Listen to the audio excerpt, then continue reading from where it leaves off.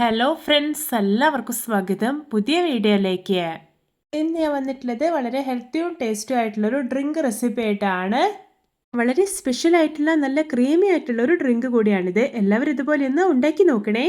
Video കണ്ടിട്ട് ഇഷ്ടപ്പെടുവാണെങ്കിൽ like ചെയ്യുക, ഷെയർ ചെയ്യുക, കമൻറ്റ് ചെയ്യുക, ചാനൽ സബ്സ്ക്രൈബ് ചെയ്യാനും മറക്കരുത്. പിന്നെ ഫേസ്ബുക്കിലൂടെയാണ് വീഡിയോ കാണുന്നതെങ്കിൽ പേജ് ഫോളോ കൂടി ചെയ്യണേ. അപ്പോൾ നമുക്ക് നേരെ വീഡിയോയിലോട്ട് പോവാം.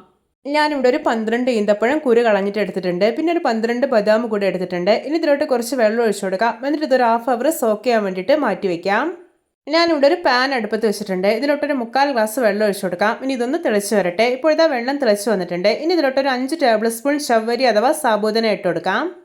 ഇനി ഇതൊന്ന് ഇളക്കി കൊടുക്കാണ്ട് നന്നായിട്ട് കുക്കായിട്ട് വരട്ടെ. ഇപ്പോൾ ഇതാ സാബൂദന കണ്ടോ, നല്ല പെർഫെക്റ്റ് ആയി തന്നെ കുക്കായിട്ടുണ്ട്. ഇനി ഫ്ലെയിം ഓഫ് ആക്കിയിട്ട് ഇതൊന്ന് മാറ്റി വയ്ക്കാം.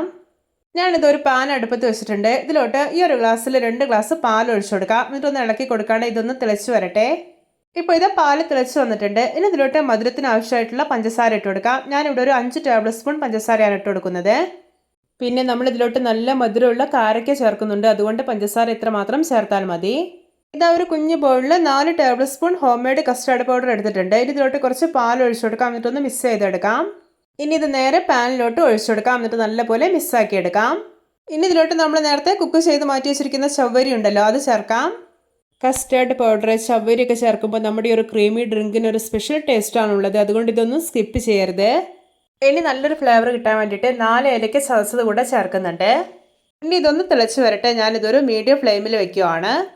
ഇനി നമ്മൾ നേരത്തെ സോക്ക് ചെയ്യാൻ വേണ്ടി മാറ്റി വെച്ചിരിക്കുന്ന കാരക്കയും ബദാമും ഉണ്ടല്ലോ, അത് ഞാനൊരു മിക്സിയുടെ ചെറിയ ജാറിലേക്ക് ഇട്ട് കൊടുത്തിട്ടുണ്ട്. ഇനി ഇത് നല്ല സ്മൂത്ത് ആയിട്ടൊന്ന് അരച്ചെടുക്കാം. ഇപ്പോൾ ഇത് നല്ല സ്മൂത്തായി തന്നെ അരച്ചെടുത്തിട്ടുണ്ട്. ഇനി ഇത് നേരെ പാനിലോട്ട് ഒഴിച്ചു കൊടുക്കാം. ഇനി ഇതിലോട്ട് കുറച്ച് ജാറ് കഴുകിയിട്ട് വെള്ളം കൂടി ഒഴിച്ചു കൊടുക്കുന്നുണ്ട്. എന്നിട്ട് നല്ല പോലെ ഒന്ന് മിക്സാക്കി എടുക്കാം. ഞാനിവിടെ ജാറ് കഴുകിയിട്ട് കുറച്ച് മാത്രമേ വെള്ളം ഒഴിക്കുന്നുള്ളൂ. ഇത് അത്യാവശ്യം നല്ല തിക്നെസ്സോടെ കഴിക്കുമ്പോഴാണ് നല്ല ടേസ്റ്റ് ഉള്ളത്. ഇതിന് കൂടുതൽ സമയം അടുപ്പിൽ വെച്ചിട്ട് തിളപ്പിച്ചെടുക്കേണ്ട ആവശ്യമൊന്നുമില്ല. ചെറുതായിട്ടൊന്ന് ചൂടായി കിട്ടിയാൽ മതി. ശേഷം ഫ്ലെയിം ഓഫ് ആക്കാം. ഇത് നമ്മുടെ രുചികരമായിട്ടുള്ള ക്രീമി ആയിട്ടുള്ള ഡേറ്റ്സ് ബദാം ഡ്രിങ്ക് റെഡി. നോക്കിയേ, കാണുമ്പോൾ തന്നെ കൊതി വരുന്നില്ലേ. പിന്നെ ഇത് നന്നായിട്ട് തണുപ്പിച്ച് കഴിക്കണം. അപ്പോഴാണ് റിയൽ ടേസ്റ്റ് ഉള്ളത്. ഇനി നിങ്ങൾക്ക് തണുപ്പിച്ചിട്ട് കഴിക്കാൻ ഇഷ്ടമില്ലെന്നുണ്ടെങ്കിൽ ഇത് ഡയറക്റ്റ് ആയിട്ട് തന്നെ കഴിക്കാവുന്നതാണ്. ഈ ഒരു പൊരിഞ്ഞ വേനൽ ചൂടിലും അതുപോലെ നോമ്പ് സൽക്കാരങ്ങളിലൊക്കെ വെറൈറ്റി ആയിട്ട് ഉണ്ടാക്കാൻ പറ്റുന്ന നല്ലൊരു ക്രീമി ഡ്രിങ്ക് ആണിത്. എല്ലാവർക്കും എൻ്റെ special and tasty creamy dates ബദാം ഡ്രിങ്ക് റെസിപ്പി ഇഷ്ടപ്പെട്ടെന്ന് വിചാരിക്കുന്നു. ഇഷ്ടപ്പെട്ട സപ്പോർട്ട് ചെയ്യാൻ മറക്കരുത്. അപ്പോൾ ഇതുപോലെയുള്ള വെറൈറ്റി വീഡിയോകളായി നമുക്ക് വീണ്ടും കണ്ടുമുട്ടാം. Okay, bye bye.